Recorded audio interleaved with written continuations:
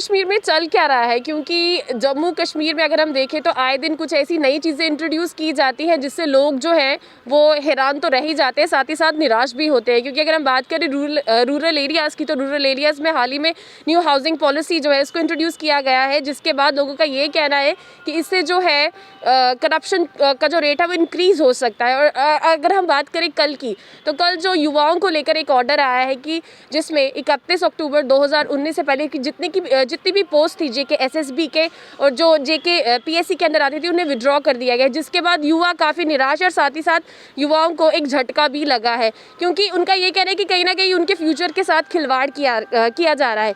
और हम सब जानते हैं कि जम्मू की जो जेके पैंथर्स पार्टी है वो हमेशा से युवाओं के हित में खड़ी होती है, और जब भी कुछ ऐसे इश्यूज आते हैं तो वो बैक टू बैक प्रोटेस्ट करते हैं और लोगों की आवाज़ बनते हैं। इस ज़्यादा बातचीत करने के लिए मेरे साथ मौजूद है गगन प्रताप सिंह जी, जो Jammu Kashmir national panthers party के सीनियर लीडर है। इनसे बात करते हैं। सर, आपको क्या लगता है कि जो कल एक ऑर्डर आया है युवाओं के लेकर, तो ये कितने हद तक आपको लगता है कि एक जस्टिस है?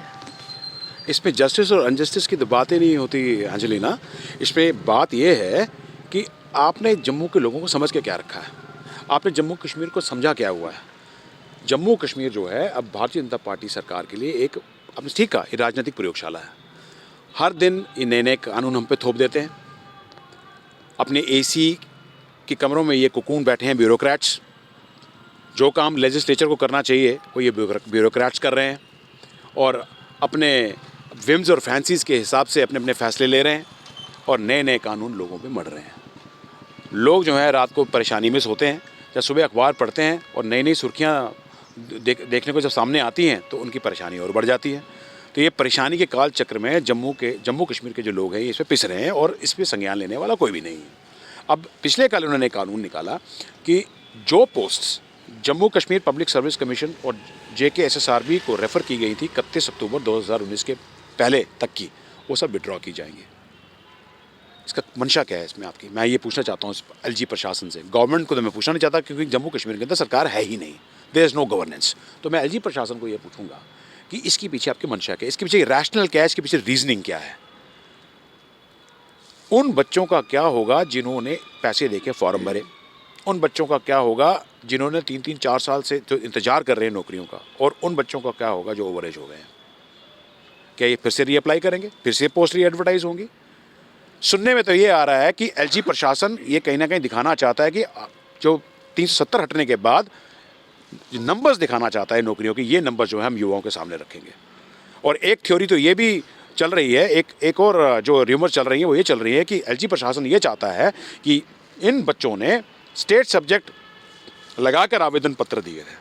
तो अब ये LG प्रशासन चाहता है कि इसको इन पोस्टों को री एडवर्टाइज किया जाए, ताकि इसमें जो डोमिसाइल वाले लोग हैं वो इसमें पार्टिसिपेट करेंगे।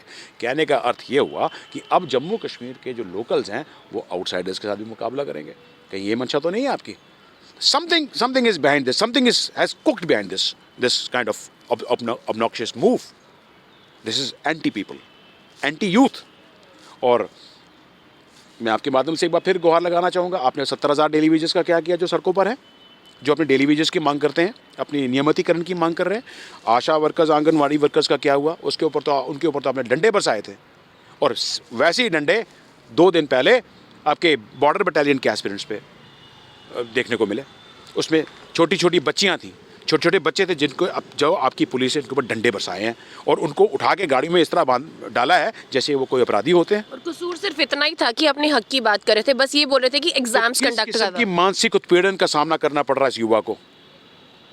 फ्रस्ट्रेट नहीं होगा युवा की जो आपसे नाराजगी है वो उसके फ्रस्ट्रेशन में तब्दील हो चुकी है, और इसका खमियाजा अब आपको भुगतना पड़ेगा। और अब आप देख लीजिए, ये जो नया कानून निकाला, इसकी वजह से क्या होगा? इसके वजह से जो सारे के सारे युवा फिर से एक बार सड़कों पे आ जाएंगे। और मैं युवाओं से आपके माध्यम से अपील करना चाहता हूँ कि एक अम्ब्रेला के नीचे आ जाइए, इस सरकार पे दबाव बनाइए, क्योंकि ये सरकार आपकी सूद लेने वाली नहीं है। मुझे याद है जब CISF और बॉर्डर सिक्योरिटी BSF के जो एस्पिरेंट्स थे, उन्होंने 88 दिन भाजपा के दफ्तर के बाहर उन्होंने प्रदर्शन किया। सर्दियों में उन्होंने प्रदर्शन किया, गर्मियों में उन्होंने किया, बरसातों में किया, सूद लेने वाला कोई नहीं आया। जो हमारे डॉक्टर जितेंद्र सिंह है, उन्हीं के पास आए थे और उन्हें ये कहा था कि आप हमारा साथ दीजिए, हमें वोट दीजिए, हम आपसे वादा करते हैं कि आपके 2000 एडिशनल पोस्ट देकर आपको सबको एब्जॉर्ब करेंगे। वादा करके वो दिल्ली चले गए और उसके बाद उनको मिलने नहीं आए। यूज़ एंड थ्रो की तरह आपने युवाओं को इस्तेमाल किया है। और उस टाइम भी शायद डीडीसी के इलेक्शंस होने वाले थे, बिल्कुल। तो वही उन्होंने प्रैंक ही खेला। एब्सोल्युटली, और बिल्कुल सही कहा आपने अंजलिना। और उसके बाद फिर ये जो बॉर्डर बटालियन की पोस्ट है, इसका भी आपने प्रॉमिस इनके साथ किया था बच्चों 2019 की पार्लियामेंट्री इलेक्शंस के पहले कि हम बॉर्डर के बच्चों के लिए नौकरियां निकालेंगे पुलिस, जे के पुलिस में। वादा करने के बाद अब दिल्ली चले गए और ये बच्चे सड़कों पर है, पूछने वाला कोई नहीं है। उसके अलावा मनरेगा के लेबर्स हैं, NHM के एम्प्लॉयज़ हैं। अरे आपने तो NHM एम्प्लॉयज़ को एक स्ट्रोक ऑफ पेन से बाहर निकाल दिया था, वो भी कोरोना की 3rd वेव में जब पीक पे थी, जो अस्पताल के बाहर आके बैठ गए। आपने तो NHM एम्प्लॉयज़ की लड़कियों से तो जूते भी पॉलिश करवाए हैं। कैसे बर्दाश्त करेगा ये युवा? क्या ये आपका प्रयोगशाला नहीं है? और आप जो इस प्रयोगशाला के अंदर तेज़ाब फेंक रहे हैं, उस तेज़ाब से जो आप पॉलिटिकल रिएक्शन की तवक्को कर रहे थे, वो एक पॉलिटिकल एक्शन में तब्दील हो जाएगी और आपको इसका खमियाजा भुगतना पड़ेगा। गगन जी, एक तरफ हम बात करें अनएम्प्लॉयमेंट का जो रेट है वो 22.2 हो गया और जम्मू कश्मीर जो है नंबर 1 पर इस टाइम खड़ा है अनएम्प्लॉयमेंट में, और दूसरी साइड पे इस तरीके के पोस्ट विड्रॉवल के ऑर्डर्स निकाल देना, बच्चों को इरिटेट कर देना, और जबकि आपने इतने इतने फॉर्म्स के पैसे लिए हैं, इतना इतना रेवेन्यू वहाँ से इकट्ठा किए। हाँ, बेसिकली पैसे की भी बात नहीं है अंजलि, इसमें मानसिक उत्पीड़न, एक मेंटल हैरासमेंट है कि बच्चे कब से तैयारी कर रहे थे। 4 साल से तैयारी कर रहे हैं लोग कि उनके कब इंटरव्यूज़ होंगे, और कईयों की तो सेलेक्ट लिस्ट भी निकली होगी या कईयों की सेलेक्ट लिस्ट निकलने वाली होगी, वो सब की सब खत्म होगी ना। सारी मेहनत जो है वो उस पर पानी फिर गया है और फ्रस्ट्रेशन जो है बढ़ रही है। और नित नए कानून, anti people laws, anti youth laws, किसान यहाँ परेशान है। आप जो किसान है वो भी अब गांव में देख लीजिए अपनी ज़मीन पे अपने पैसे से घर नहीं बना सकता। उसके लिए आपने हाउसिंग पॉलिसी तैयार की है गांव के लिए। गांव का जो रेजिडेंट है उसको पहले परमिशन लेनी पड़ेगी विलेज लेवल वर्कर से, फिर उसको परमिशन लेनी पड़ेगी वहाँ के पटवारी से, फिर फाइनल अथॉरिटी सरपंच होगा, और उसके दफ्तरों में चक्कर लगते जाएंगे, जूते घिस जाएंगे, उम्र ढल जाएगी, लेकिन अपने सपनों का घर वो साकार नहीं कर पाएगा। इससे करप्शन और बढ़ेगी। इससे करप्शन बढ़ेगी। लोगों को तो आप भ्रष्टाचार की भट्टी में झुलसा रहे हो, युवाओं को बेरोजगारी दे रहे हो और लोगों को परेशानी दे रहे हो। हर वर्ग परेशान है। बिजनेसमैन का हाल देख लीजिए आप, रेडी वाले का हाल देख लीजिए, छोटे शॉपकीपर का हाल देख लीजिए, सब लोग सड़कों पर हैं। आप कहते हैं गवर्नेंस चल रही है, अरे गुड गवर्नेंस और बैड गवर्नेंस तो बात की बात है, देयर इज नो गवर्नमेंट। और आपने जम्मू कश्मीर को लोकतांत्रिक सरकार से जानबूझकर वंचित किया हुआ है, क्योंकि आपने बाबूशाही चलानी है, तुगलकी फरमान जारी करने हैं। लेकिन अब ऐसा होगा नहीं। अब लोग आपको आने वाले समय में एक मुंह तोड़ जवाब देंगे और आपकी वापसी जो है असंभव हो जाएगी। अब ये अगर हम बात करें, ये जो सरकार है, सरकार तो है नहीं, एडमिनिस्ट्रेशन है या सेंटर की जो सरकार है, ये फिर किसका फेवर करती है, किसकी सगी है? क्योंकि देखा जाए तो एंटी यूथ ये है, एंटी फार्मर्स ये है, लोगों के फेवर में ये कुछ करते नहीं, तो ये फेवर किसका करते हैं? ये फेवर अपना कर रहे हैं। जो आईएएस अफसर यहाँ बैठे हुए हैं, इनको लोगों से कनेक्ट ही नहीं है। जम्मू कश्मीरी जोग्राफी से वेलवर्स नहीं है, यहाँ की टोपोग्राफी से वेलवर्स नहीं है, यहाँ के कल्चर से, रिचुअल से, लोगों के इमोशन से, एस्पिरेशन से कोई इनको कनेक्ट नहीं है।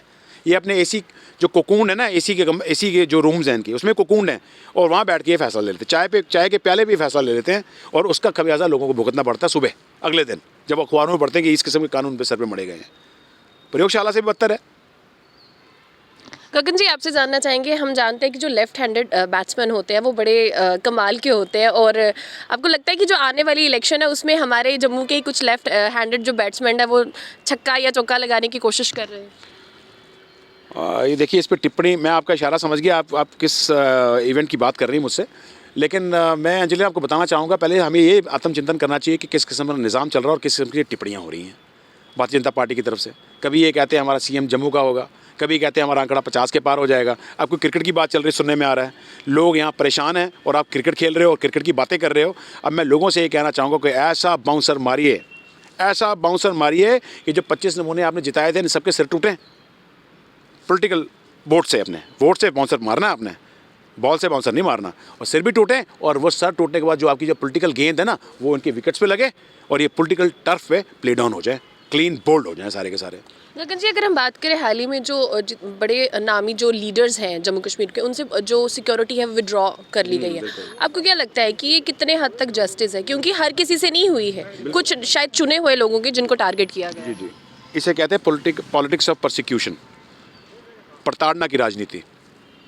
जम्मू कश्मीर में 2 कानून चल रहे हैं, एक भाजपा के लिए, एक अपोजिशन लीडर्स के लिए, और अपोजिशन लीडर्स में पैंथर्स पार्टी सबसे अव्वल नंबर पर है, क्योंकि हमने सरकार के जितने भी कुनीतियाँ हैं उसको लोगों के सामने उजागर किया। 7 सालों में हमने 600 से ऊपर प्रदर्शन किए, दिल्ली में भी जाके प्रदर्शन किए, भाजपा के दफ्तर का भी घेराव किया और पार्लियामेंट का भी घेराव किया और वहाँ पर अरेस्ट भी हुए। तो अब कहीं ना कहीं लगता है भाजपा को कि जो पैंथर्स पार्टी है एक विकल्प बन के सामने लोगों के आ गई है। तो इसीलिए अभी पॉलिटिक्स ऑफ परसिक्यूशन पे रिजॉर्ट कर रहे हैं और हमारे यशपाल कुंडल जी की भी जो है सिक्योरिटी, उनके होम गार्ड भी ले लिए, उनकी सिक्योरिटी भी ले लिए और भी बाकी हमारे जो नेता हैं और जो हमारे कार्यकर्ता हैं उनको एक्सपोज कर दिया लाइफ थ्रेट के सामने। और देखिए कितना गंभीर विषय है कि यशपाल कुंडल जी पार्टी के जनरल सेक्रेटरी भी हैं, 2 समय से विधायक भी रहे हैं, मंत्री भी रहे हैं और वो स्वांखा मोड़ नेशनल हाईवे के पास रहते हैं और वहाँ पर कितनी बार आपने देखा आतंकवादी गतिविधियों को अंजाम दिया गया, कितनी बार आपने देखा वहाँ पर जो सस्पिशियस मूवमेंट्स है वो सिक्योरिटी फोर्सेस न्यूट्रलाइज करी।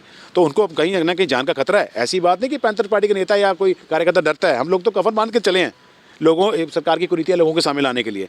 लेकिन 2 कानून चल रहे हैं यहाँ पर और जो पार्टियों के नेता जो अभी रिकॉग्नाइज पार्टी भी नहीं है, जैसे अपनी पार्टी, उनके स्पोक्समैन और उनके लीडर्स के लिए 5-5, 10-10 PSOs उनको सरकारी अपने बंगले दिए रहने के लिए। बीजेपी की 5 सरपंचों के पास सरकारी बंगले हैं। क्या ये पब्लिक एक्सचेकर की लूट नहीं है?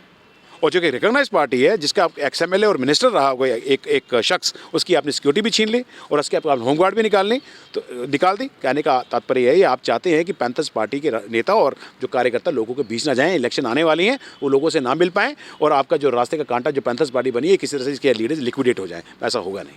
गगन जी, आपसे जानना चाहेंगे कि जो इलेक्शंस होना कितनी ज़रूरी है? बहुत ज़रूरी है, बहुत ज़रूरी है अंजलि। देखिए सुप्रीम कोर्ट का भी आदेश है कि जिन यूटीज़ में और स्टेट्स में जब कोई legislative assembly pre maturely dissolve हो जाती है तो वहाँ पर 6 महीने के अंदर आपको चुनाव कराने अनिवार्य होते हैं। और आपने देखा कि नवंबर 2018 को जम्मू कश्मीर असेंबली भंग हो गई थी और उस हिसाब से तो फिर 2019 में इलेक्शन होने चाहिए थे, लेकिन अब 3 साल से ऊपर हो गया, 18, 19, 20, 21, 3 साल से ऊपर हो गया है और अभी चुनाव की बात तो दूर, एलिमिनेशन की रिपोर्ट की अभी कोई नामो निशान नहीं है।